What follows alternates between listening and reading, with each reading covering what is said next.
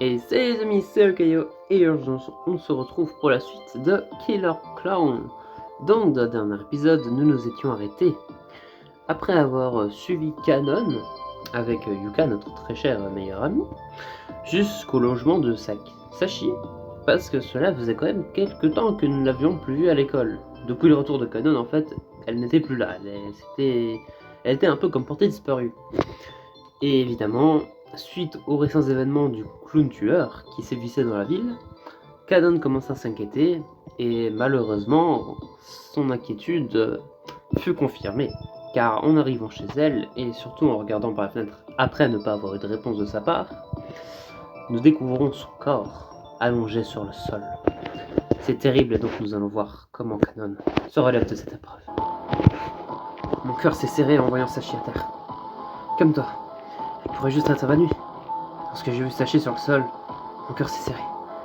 Sashi, est-ce que ça va? Qu'est-ce qui ne va pas? Lucas s'approche tandis que Kanon inspecte les lieux. Thomas? J'essaye la porte, mais elle est verrouillée. Bon sang, appelez à l'aide! Lucas pousse un cri étouffé et essaye d'attraper son téléphone tandis que je me jette contre la porte. À chaque coup, mon épaule me fait mal et je commence à donner des coups de pied. Malgré le vacarme, personne ne vient voir ce qui se passe. Comme si nous étions tous seuls. Attends, il y a un problème. Kanon regarde autour d'elle, paniqué.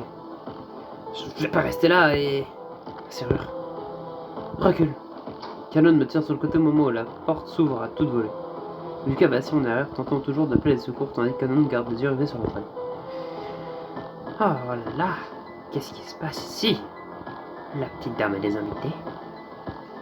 Une voix rauque résonne dans l'obscurité tandis que les ombres révèlent le clown. Il fait la moue. Son froncement de sourcils était tellement vilain. Recule, Kanon. Mais d'abord, mettons le tien. Le clown s'élance et ses bras se balancent avec folie tandis que Yuka tire Kanon en arrière. Je bloque son attaque mais cela me fait beaucoup plus mal qu'auparavant. À l'envers. Ah. Le clown continue d'attaquer, une véritable volée de bois vert contre mes os. C'est quoi ce truc? C'est qui porte une armure sous ce costume? Ça fait mal, ça pique. J'aimerais bien entendre tes cris. Ferme-la! Je prends avantage de l'espace limité passant à une position plus resserrée pour lui décocher des frappes directes. Je frappe son corps et ses bras en essayant de trouver des failles dans sa défense. Il vise son visage mais il bloque chaque nouvelle tentative. Ce qui essaye de m'empêcher de faire tomber ce masque. Il s'esquive tous les coups du clown mais il réagit en me donnant un puissant coup de pied puis en assénant des coups avec ses griffes aiguisées. Elles égratignent mes bras lorsque je bloque et mon sang coule. Qu'est-ce que t'as fait, Sashi? Viens plus près, tu verras. Étant donné que je suis blessé, je devrais peut-être revoir mon approche.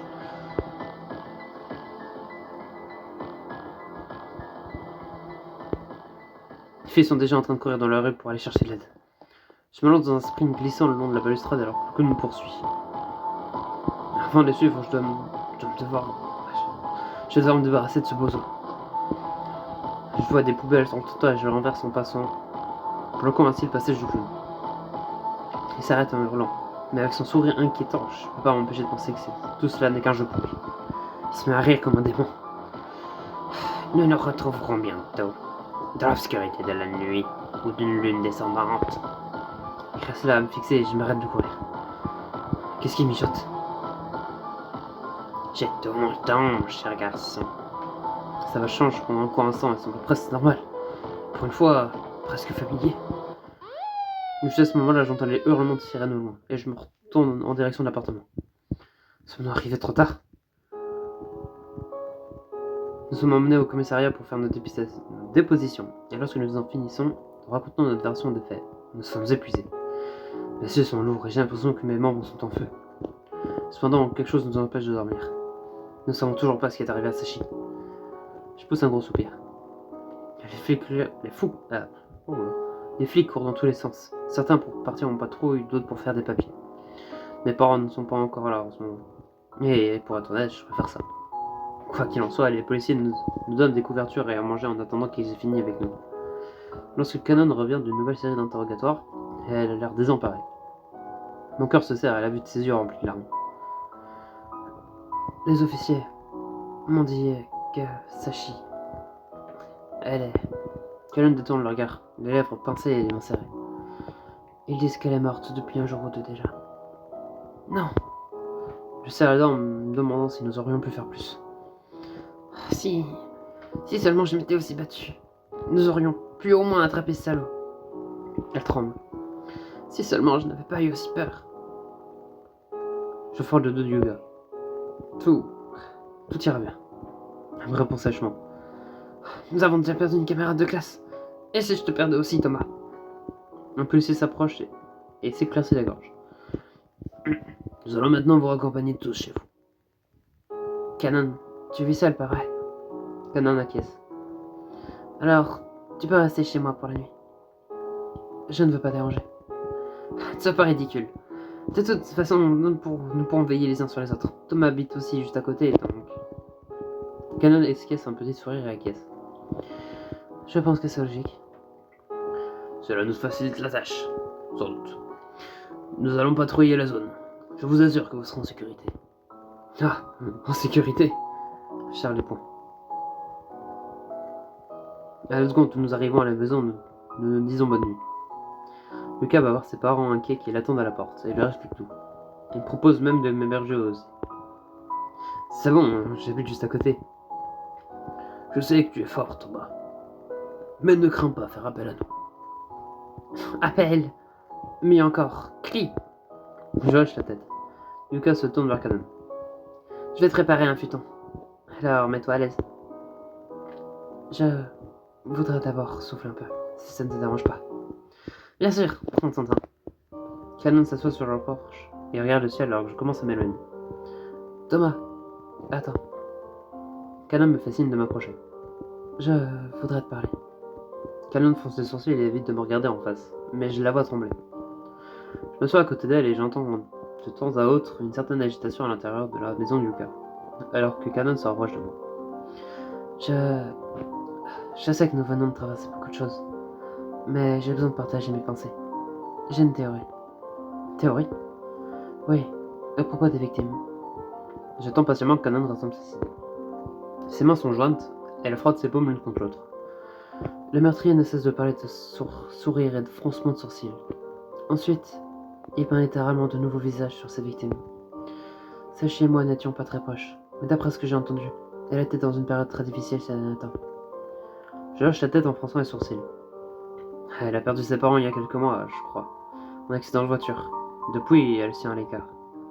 Du moins, jusqu'à ton arrivée. Canon acquiesce solennellement en pinçant ses lèvres.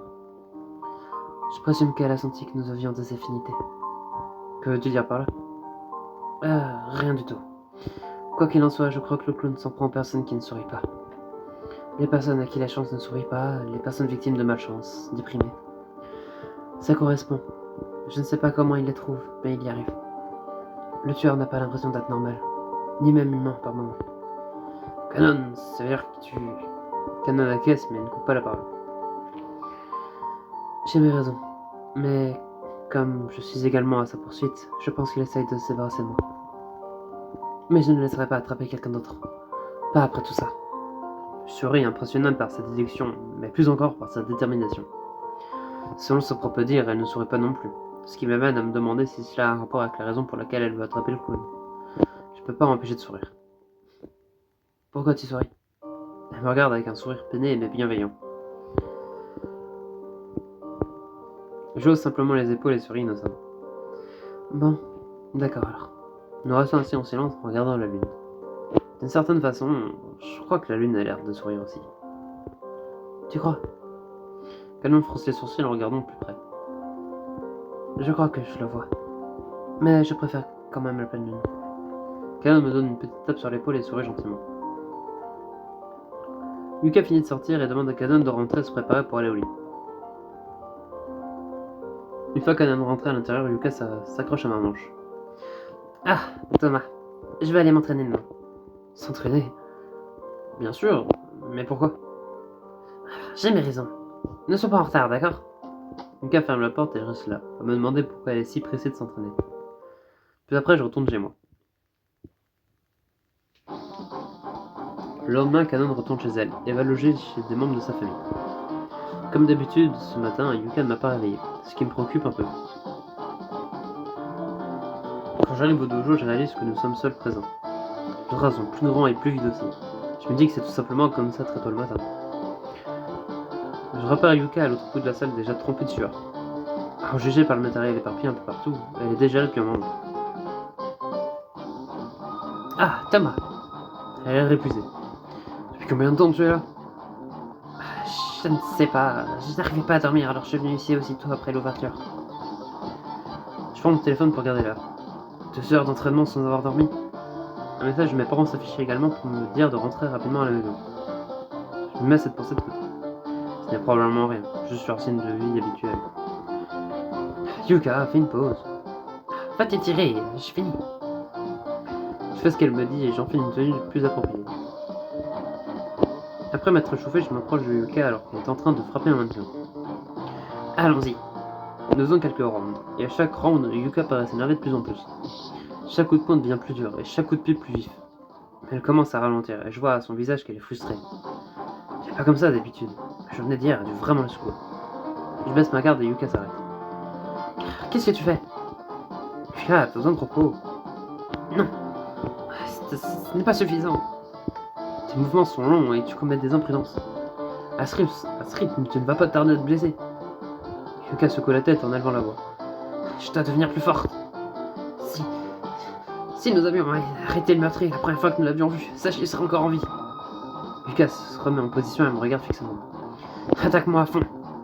Elle me lance un regard déterminé. Je pense qu'elle a besoin d'une distraction. Très bien, mais je vais y aller doucement avec.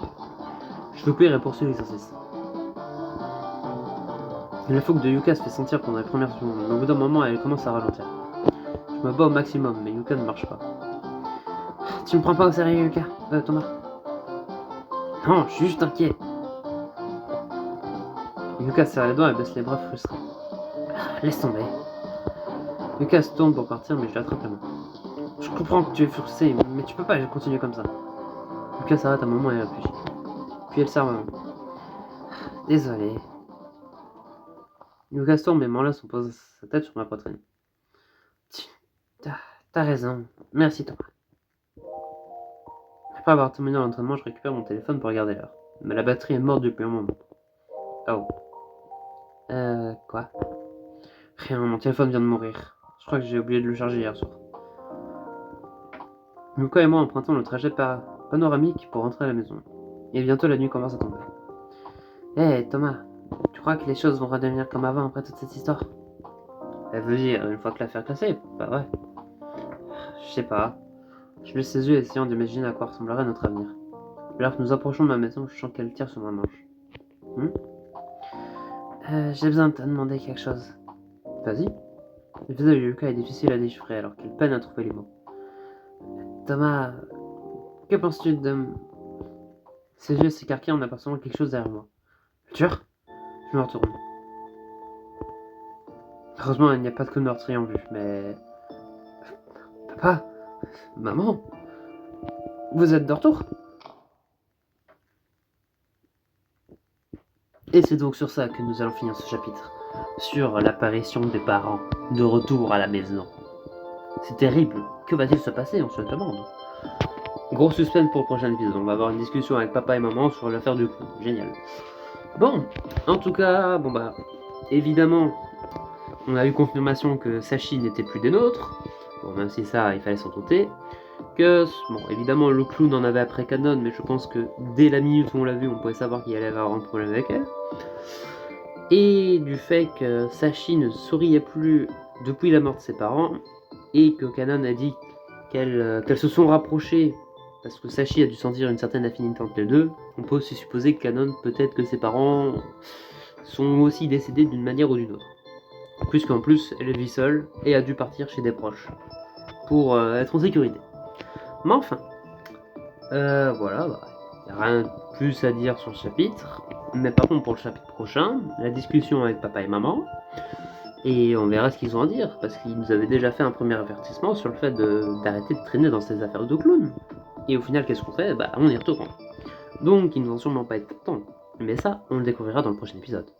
En tout cas, si celui-ci vous a plu, n'hésitez pas à vous abonner, à lâcher un like. C'était Okayo. Allez, salut!